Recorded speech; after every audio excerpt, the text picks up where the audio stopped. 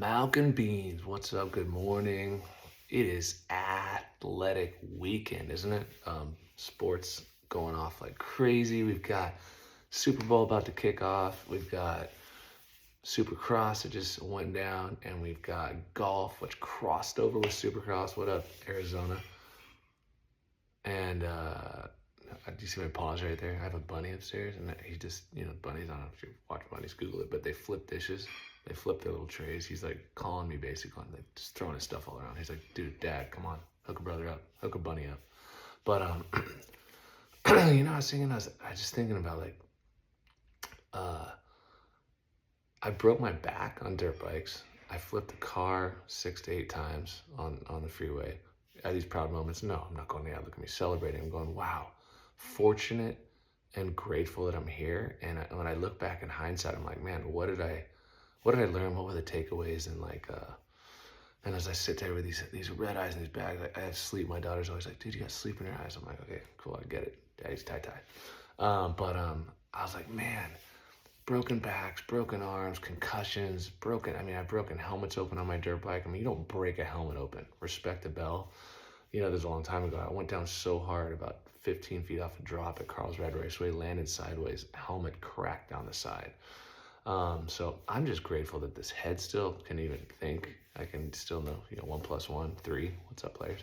But yeah, man, I just sitting there going through all this stuff, like all these things. I look back and they became my like horsepower and like to kind of like live the life I wanted to live, to go through breaking my back, to being in a turtle shell. And then what is the outcome that came after that? I ended up with toys in Target, Walmart, Kmart, all these different, Kmart, yeah, Blue Light Special, that's where mine was. But it's like all these things that happen, it's interesting. It's like the perspective, all gained. So I'm leading into a mix of cool things that just happened on a Saturday, which was just watching sports, which a lot of you guys did. So we're gonna talk about the Phoenix Open and Supercross, both in the same, area, close to each other. Props to Ricky Fowler. The dude grew up riding. He's one of the homies, friends with this, I'm grateful to be friends with him for a long time as well. But like, to see Troy Lee and just to see Gas and just to watch that collaboration with Supercross, man, that's the stuff I used to do in 2000, find those crossover moments, and to see that level happen, to see Jet Lawrence and the crossover on that side. Hunter Lawrence and Alpine Stars, just cool stuff. That's the gear, the F1, everything kind of mixing together, because it really is this appreciation we all have for each other. So anyways, that was pretty dope. Ricky Fowler, obviously, that who doesn't love that one hole? Everyone just booing, cheering, or drinking. And but to see him in the jersey, props to everyone to put that together. And just props to Ricky and to Ryder DeFrancisco. Hope you're okay, buddy. Man, I hate to see the homies go down. Such a good rider, such a good guy, good little dude. Still a little dude. I'm sorry you've grown, but you're still my little dude. But anyways, yeah, I just hyped on watching collaborations, crossover, and exchange of a passion for what we love. How does that go from flipping cars, breaking this and that? It's like this constant appreciation that makes you dive deeper on how you're gonna live and how you're gonna enjoy the moments, because those moments go quick. Sometimes good, sometimes hard. Once again, Ryder, hope you're okay. Ricky, props, rocking the jersey on that hole. That was insane. Puma, props to everyone, just because it takes a whole group of people to go, okay, let's let it happen. But the exposure was insane, and just the story was cool, just about like how much some people love a sport more than the person that's great in it, but they happen to be good at another sport. So that crossover is like huge. So that was insane. Now let's talk about the race, guys. So first off, RJ Hampshire, insane ride. Thrasher, hope you're okay. But as a dad, dude, I'm a dad, guys. What's up? You go through the phase where, oh yeah, old man, dad. No, I get it, guys. I was young once upon a time. So anyways, then you go to the 450 class. Roxon, Anderson, and Jet Lawrence. Respect to everyone else. Dude, what a fast track, long laps, the whole deal. But I was thinking, Charlie Sheen, what's up, baby? 2.5 men. You got my dad's RJ Hampshire in the 250, and then you got Ken Roxon, Jason Anderson. It's like 2.5 men, dude. Charlie Sheen, what's up, baby? It's like I'm sitting there, and then why I say 2.5 men? Because you got the two dads up there, dude. There's something that drives you differently when you're on that dad mood. Obviously, Ken Roxon and Anderson had it last night. And but then you got the young little dude. They brought their kid up there. By the way, Jet is insane. Fought through it. Respect to him and Tomac. Tomac. I mean, everybody rode so good. It just shows how fast the class is. I love this year. I love the excitement. I love all the riders. Jet is absolutely like just a ninja out there. So fast, so smooth, so creative. And but anyways, yeah, 2.5 men, dude. We had the two dads up there with the young buck. They brought the kid up there. So hey, you know what? One big family. Ken Ken stands out the most because it's interesting in life how you think you've had your peak, or you maybe had your moment as a multi-time champion, but it's cool. Ken and I have known Ken and his family for a long time, but the cool thing about it is, like, dude, the guys went through so much when he had the injuries, all the reconstructive surgeries. I mean, I've broken a lot, but I can't even fathom. I remember when he went through that. But to see Ken out there with the speed, with that kickstart, Kenny, come on, a Kickstarter, guys, that is even crazier. Obviously, putting that Suzuki to work, but he went through so much, and he said, "Man, I don't get the wins as much, but when I do, it just is like a testament to never give up."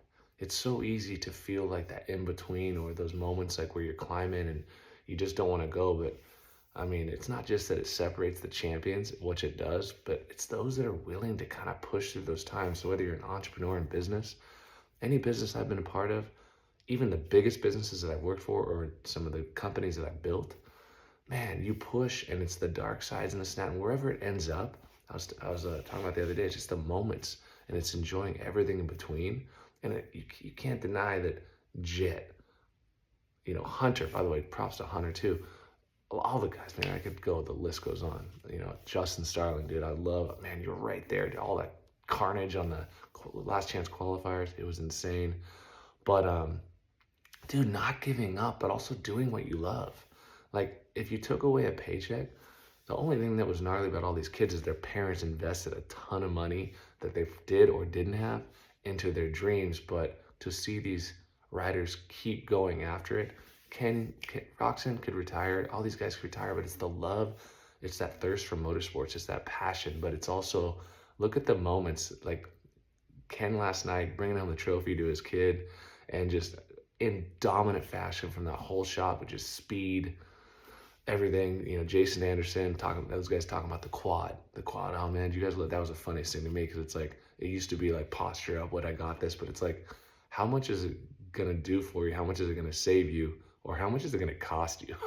And if you can go fast and get a first and a second and not do the quad, then you got Jet saying, I looked at it, but the speed wasn't there. But it's like, when you're younger, you're willing to risk a little more. But I think even, like, once again, there's three superstars on the podium with all the carnage, all the injuries, and stuff like that. So not giving up, like business. I mean, this is business, life, relationships, and everything.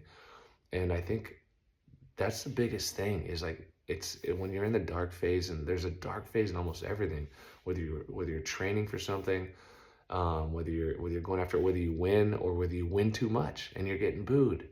And then you just, like, man, it's crazy, because I think that the fans get passionate, so it doesn't mean they're right or wrong. No, I'm gonna get on that side, but it's like they're cheering, but it's all, I was with McGrath a lot, Pastrana, around Carmichael and all these legends, and it's like they've all had these highs and lows. But the one thing I've learned, even with myself, is like, you just keep pushing and you keep pulling out another arrow and shooting, because there's more wins, there's more excitement, especially when you surround yourself around what you love. So, man, I'm a family guy. I love my daughter, my wife, and I'm like very grateful. I love dirt bikes. I love skateboarding. I love action sports.